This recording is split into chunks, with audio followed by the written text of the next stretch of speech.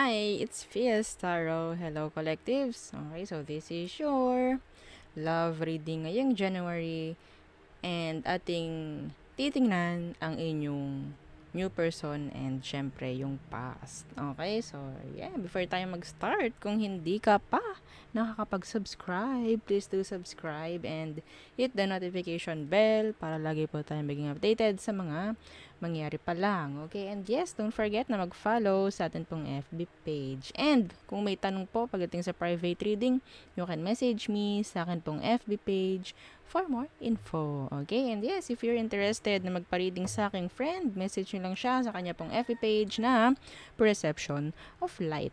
Okay? And yes, don't forget na mag-follow na rin. Thank you. And syempre, kung meron pong tanong pagdating sa ating all-in-one Evil Eye Bracelet, message lang din po kayo, no? Sa akin pong FB page. Okay? And ganun na rin sa ating Evil Eye Ring. So ito siya. Ayan. Shining and shimmering splendid. Okay. Syempre, meron tong laman. Tulad nito. Okay? Hindi lang siya shining, shimmering, splendid. Yes. Okay? So, yun lang ang aking masasabi. Okay. So, kung may tanong po, no, again, message lang po sa akin pong FB page for more info. Okay? So, collectives, titingnan natin situation nyo ngayong January. Okay, regarding dyan sa new person and sa past. So, unahin natin si new. Yan. Unahin natin ang new person. So, this is singles. Okay? This is for singles. Okay? So, tingnan natin. Ano bang magiging ganap? Ano bang magiging ganap ngayong January? So, maybe someone is eyeing, no? Eyeing someone, eyeing you, mga ganyan. So, pwede maging vice versa. Okay? Kung meron kayong mga ginugusto na bago, tingnan natin anong meron. Situation. Singles. Ngayong January. Okay? Death. Yeah, this is new. This is, sabihin nating, changes. Okay? Cutting off. Mga ganyan. So, you need to cut off something pa from your past bago ka lumarga dito sa bago. Okay? Changes. Why death? Yeah, the Knight of Pentacles. Kasi kung hindi, kung wala kang i-heal, energy rin to ng healing, is walang mangyayari. Walang magiging ganap. Hanggang ngayon, may nagpuputukan pa rin dito. Naririnig nyo ba? Okay, so, the Knight of Pentacles, Death, merong kailangang baguhin. May kailangan baguhin pagdating sa energy, pagdating sa frequency nyo, mga singles. Kung walang kabuhay-buhay, ayan, kailangan may baguhin. Kailangan. And, ang isinisigaw rito is kailangan ng healing. Yung iba tinatamad mag-heal ng tama. Bina-bypass. So, tayo rin na magsasuffer. Okay? After, tayo rin na magsasuffer kapag binaypass natin yung healing. So, it's up to you. Okay? So, tingnan natin. Sino ba ito? Napaparating. Or kung meron kayong ginugusto, anong meron sa kanila? The Six of Chalices. Ooh! Nakaw. So, andyan pa rin si energy ng past. Okay? Pwedeng itong tao, ito specific po, Pwedeng kamukain, kamukha niya yung someone mo from the past. Physically, pwedeng may may pagkakapareho, okay, ng someone mo. So, why, the Six of Chalices is here, the Lovers in reverse. So, sabihin natin kung hindi pa kayo healed, no, sa past, lahat ng baggage nyo from the past, madadala nyo, mabrought up dito sa new connection, which is, what? Makakasira. Okay? Kung may trust issue kayo doon, dito, dala-dala nyo. So, it's like a blockage. A blockage. Ito po ha, sabihin nating gawin yung slow burner, itong connection na to. Gawin yung slow burner. Like, start as friends. Okay? Pero no benefits ha. Ha? Oo. Open the line of communication. Yeah. Yan ang nakikita ko. Andito pa rin eh.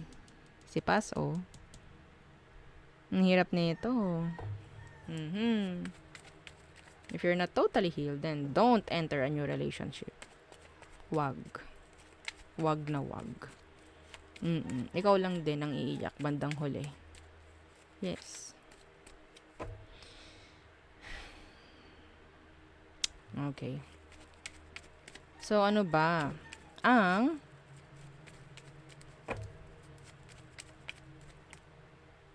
intention. Tingnan natin yung intention niya towards you. Kung sakali. Okay? Kung sakali. The Justice. And the Five of Wands. This is green flag, pero ang tingin ay red flag. Ito yung mga katotohanan. Okay? Pero tingin mo, ay, tama ba yun? Ay, totoo ba yun?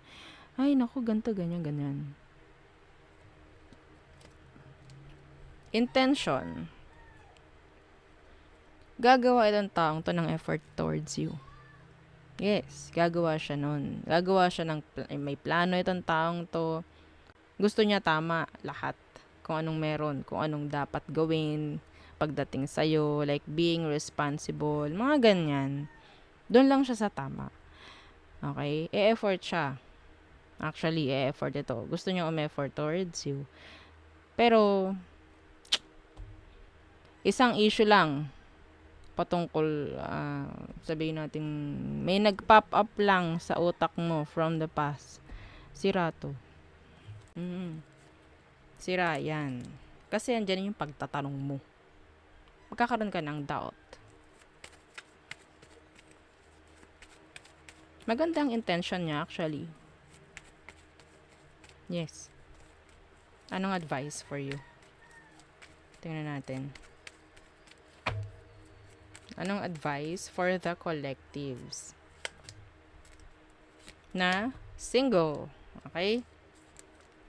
The Knight of Wands and the Three of Chalices. Yes. Ito yung tulad ng sabi ko kanina, like maging sabi natin, maging slow burner, gawin yung slow burner, kilalanin ng isa't isa, maging open ka pagdating sa pakikipag-date sa kanya if ever, pero know your limits. Know your limits. Okay? Some of you pwedeng makilala mo to through your mutual friends.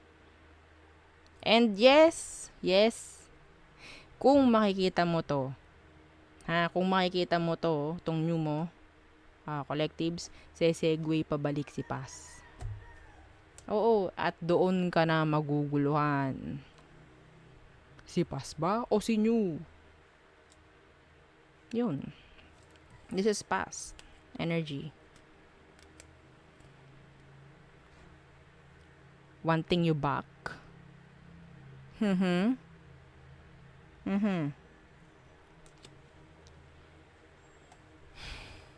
Mahirap yan. So, matakot ka na magdesisyon. Kung ano ba. Kung gusto mo, kay past, importante pa rin ang healing. And hindi dapat na ikaw lang ang healed. Dapat siya rin. Pero kung si new person ang gusto mo, gawin yung slow burner, yung connection, and mag-start kayo as friends. No benefits at all, dapat. No, just friends, no benefits. Oo. Ganun lang. Yes, kasi nakikita ko you like each other. You will like each other. Yes. Being open. Okay? So, yun ang nakikita ko sa mga new person or sa mga singles na collectives. Okay? So, next is the past. Na, na, na, na, na, na, na. Okay, lagi siya kasing, lagi yung kinakanta nung kasama ko dito sa bahay. Okay. Okay. So, kumusta naman ang iyong past slash current person mo, mga collectives? Ayan, nalaglag na. Okay. So, check natin. Check natin. Okay.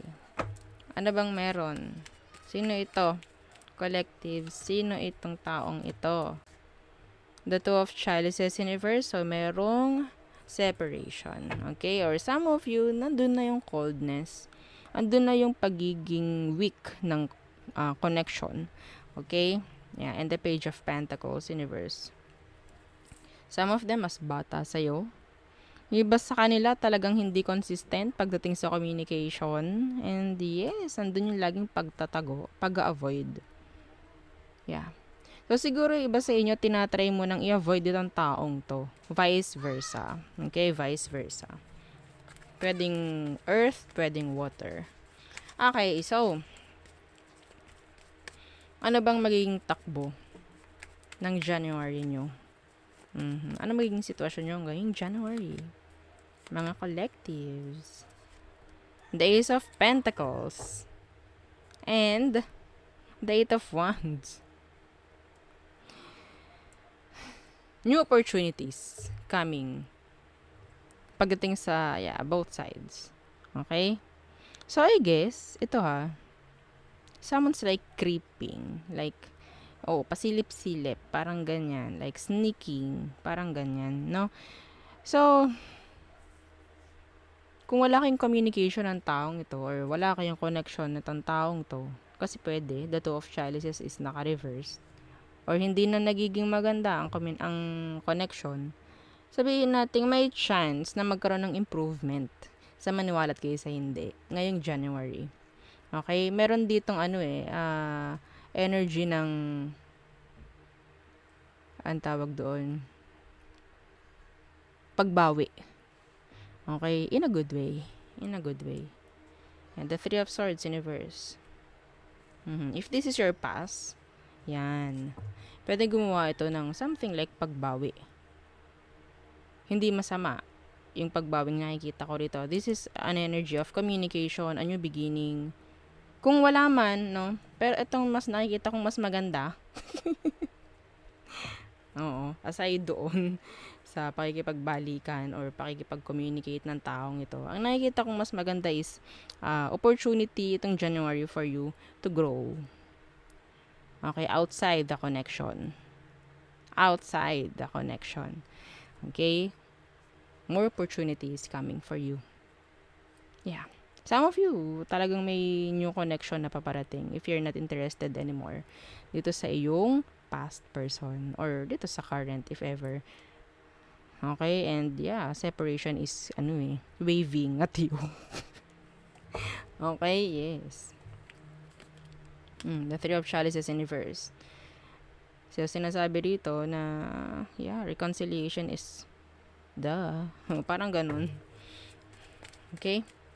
Para tong energy ng Capricorn. Oo. I don't know. Okay. So, yeah, this is collectives, by the way. Okay. Anong next action ng taong to, if ever? Anong next action niya towards you, collectives? This is past / current. Okay? Yeah, the Hermit. Next action is to isolate. Okay? Isolate nila yung sarili nila from you. Not to talk or not to talk. Parang ganyan eh. Not to communicate. Huwag magpakita. To hide. Sabi ko nga, someone is creeping. Like, yun nga, sneaking. Parang pasilip-silip. Parang ganyan. Yeah, the Ten of Swords universe. Actually, they're not done with you. They're not done.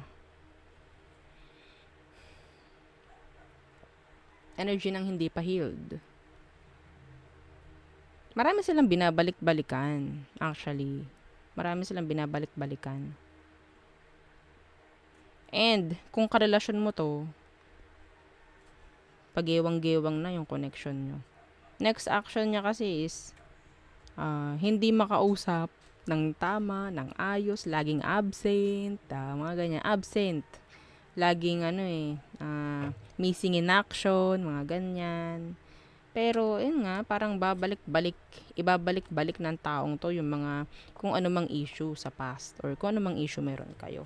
So, andun nga, isang dahilan kung bakit magiging shaky or rocky na yung situation. No? So, tingnan natin. Anong advice for you, collectives?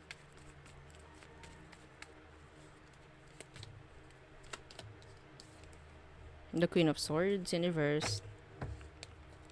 And the Queen of Wands. Yeah. Wag matakot. Wag matakot. Yun lang. And be confident. Maging confident. Okay? Well, sa tingin ko nga mas pipiliin mo yung mas mga bago na pwedeng mangyari. Outside. Okay? Outside the connection. Huwag mo hahayaan na parang mawiwindang ka, matatakot ka sa mga ganitong bato sa'yo ng taong to. Okay? Kung anong ginagawa nila, huwag mo hahayaan na masira yung kung ano mang ginagawa mo. Okay? Ganun lang. Kung ano sa tingin mo dapat or tama sa'yo, yun ang gawin mo, yun ang sundin mo. Kung sa tingin mo hindi ka magiging okay sa sitwasyon nyo na to, then yeah, be confident. Alam mo kung anong dapat. Alam mo kung para sa'yo. Okay? So, yeah, yun lang nakikita ko. At gumawa ka ng action niya. See? The King of Swords. Maging matapang. And isipin. Okay? And, yun nga, gamitin lagi ang utak sa mga ganitong sitwasyon. Okay? Huwag mo hayaan na matakot ka or takutin ka ng mga ganito. Guluhin ka. Dahil hindi sila nagiging consistent. Well, diba? Fuck it. O, diba? Tama naman. Di bale, kung sila yung nagpapasweldo sa'yo. Real talk. Diba? Habulin mo kung sila yung nagpapasweldo sa'yo. Pero kung hindi, wag.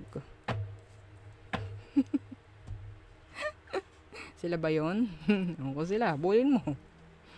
Kung mabubuhay ka ng gawarin nila, habulin mo. Diba? Pero kung hindi, at alam mong hindi, wag. Real talk lang. Real talk lang. Okay.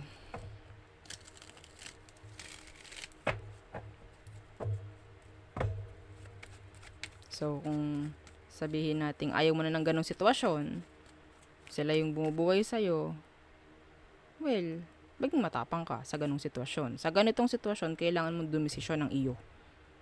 Kailangan mo ng dumesisyon para makawala ka sa ganito. 'Di ba? Kailangan mo na nun. Kailangan mo nang gumawa ng action nun. Okay? So, tayo tumungo na sa... Okay, dyan ka na. All signs. Aries through Pisces. Aries. Avoiding you. Taurus. Nilalayuan ka. Or you need to distance yourself from this Taurus. Gemini, they want a new beginning. They want to take risk. Cancer, they're bitter. Sad. Leo, they want to communicate. They want to know something. They want an answer. Virgo, they're open. Some of them, gumawa na sila ng decision. I don't know kung decision. Libra, tinalikuran ka ng Libra, pwedeng nagiging hopeless na sila pagdating sa inyong dalawa. Scorpio, paglayo, pagtalikod. Sagittarius, pwedeng focus nila ngayon is money, career, responsibilities, yan. And pagdating sa'yo, pwedeng meron silang gagawing action, yeah. Capricorns, ayaw nila ng communication. Hindi maganda ang communication with Capricorn. Aquarius, they love you. Yeah. Pisces, an offer coming from them emotionally. Okay, so there, yun ang ating reading for the collectives regarding the past and the new person. Okay, so thank you. Don't forget to like, share, and subscribe and follow our FB page. And yes, Happy New Year again. Bye!